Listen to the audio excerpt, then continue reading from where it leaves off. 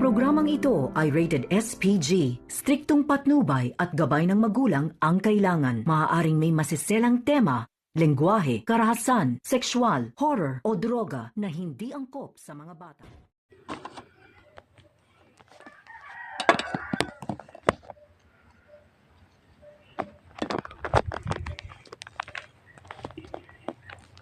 Magandang araw mga kapamilya, narito naman tayo sa ating paboritong palabas, aking munting channel, APG's Batang Quiapo. Isang araw habang si Ramon ay may pinagpuntahan, nakita niya si Marites.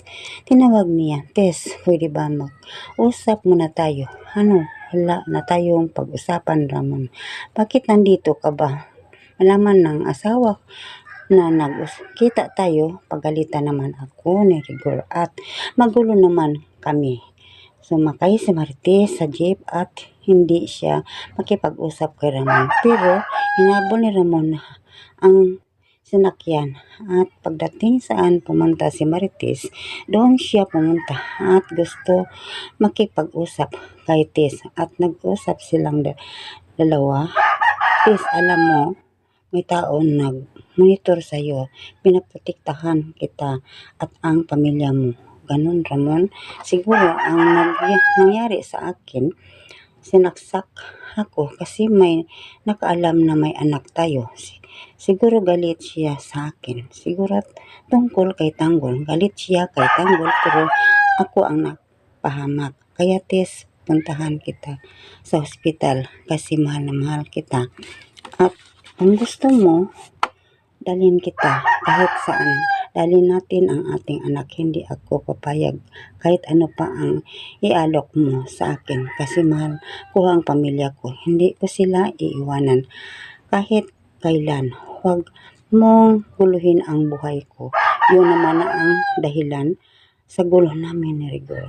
Patuloy na ako sa trabaho ko. Babay na."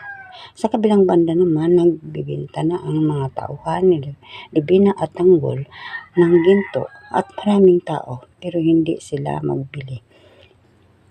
"Tanggol, paano para mabili ang ginto natin?" Ang sabi ni Madonna, "Huwag kayong mag-alala. Tutulungan kita."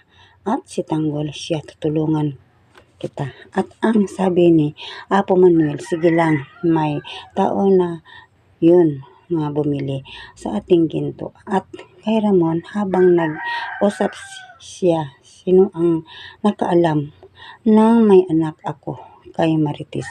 At patuloy sa nagpinta ng ginto, may mga foreigner na nagtingin. "Totoo ba ito na ginto?" "Totoo," ang sabi ni Tanggol. "Sa bundok ito nakita." "Oo," ang sabi ni Apo Manuel.